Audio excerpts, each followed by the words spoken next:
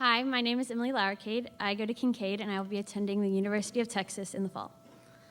I grew up in what I guess you would call a Christian home. I was raised to be a Christian, baptized when I was little, and my family would go to church occasionally. However, I didn't have the best feelings towards church when I was younger. I would go to Sunday school and listen to what they had to say, but nothing ever really stuck. I think the stories of the Bible were just stories to me, just like getting up and going to church on Sunday seemed like it was an obvious part of the routine. Quite frankly, I really kind of dreaded church. By the time I got to middle school, it was the last thing I wanted to do with my Sunday mornings. I always felt uncomfortable coming to youth group because I felt like I didn't know anyone.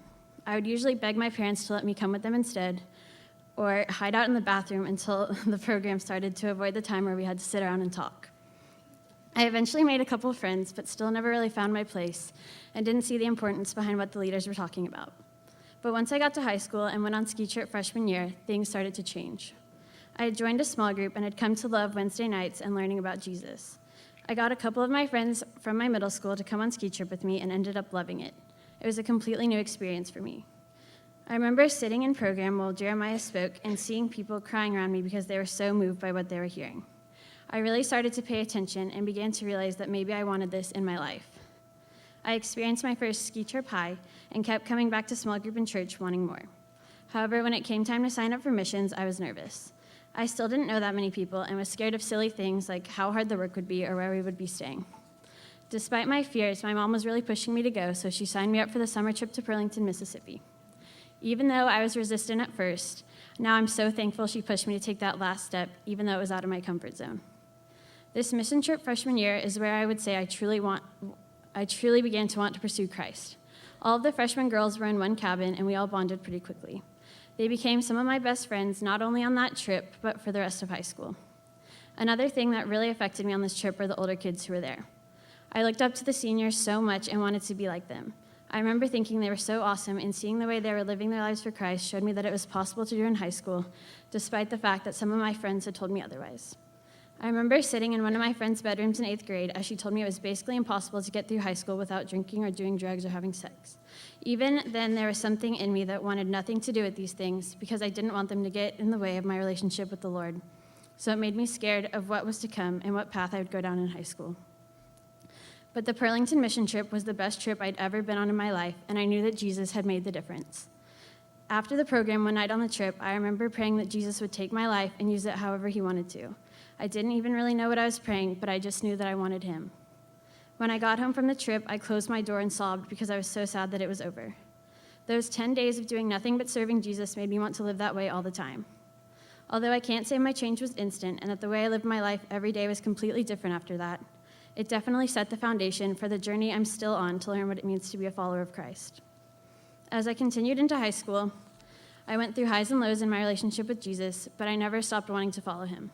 He constantly kept drawing me back in whenever I felt like I was getting far away from him and reminded me of that feeling I felt back in Burlington.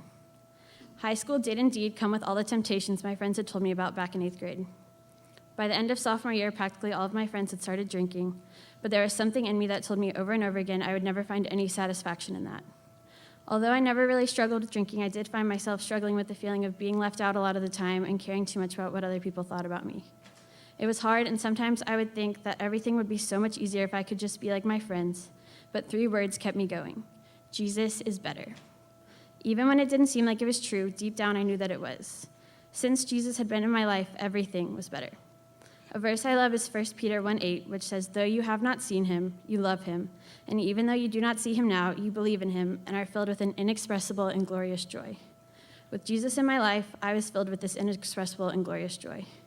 I noticed a huge change in the way I thought about things, dealt with difficult situations, interacted with my friends, and basically every part of my life. Knowing that I was truly and deeply loved by the God who made the universe was astonishing and extremely comforting.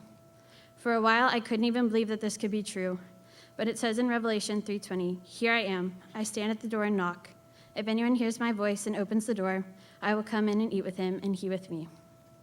All I had to do was open the door and let Jesus in, and he changed my life forever. Although I often get frustrated because I know I will never be able to perfectly follow him the way I wish I could, and I feel like I fail him over and over again, I know that his love will never run out on me. I also know that no one is ever too far away from God to know him, no matter what they have done. God is begging to be near you. So if I could give any advice to you, it would be to let him in. I can promise you it will be hard, and it will be scary, and it will be different, but it is so worth it. The world may tell you you're not normal and try to convince you that momentary pleasures are all you need, but I can promise you that you'll always be wanting something more. One of my favorite quotes is, "Nothing and no one, no matter how glorious, will ever satisfy a heart designed for God." And I believe that is true. We are made for him. People and things and money and success will fail you, but God never will. So give him everything. Don't hold back and try to tiptoe the line of sin, but instead run from sin straight to Jesus, and you can't imagine how much happier you will be. I know it has made all the difference in my life, and I can promise you that truly, Jesus is better. Thank you.